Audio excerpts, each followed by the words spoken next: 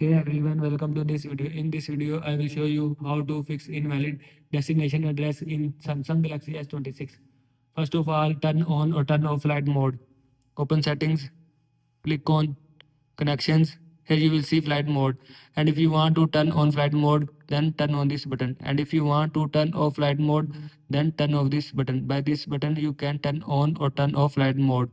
Now go back. After that, clear messages app cache.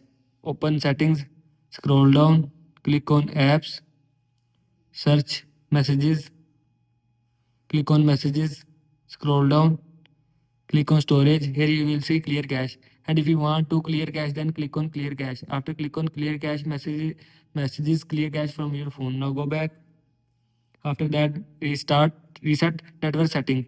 Open settings, scroll down, click on general management, click on reset, scroll down, click on reset mobile network settings, click on reset settings. After click on reset settings, network setting will be reset from your phone. This is how you can fix invalid destination address in Samsung Galaxy S26. I hope you like this video and thanks for watching this video.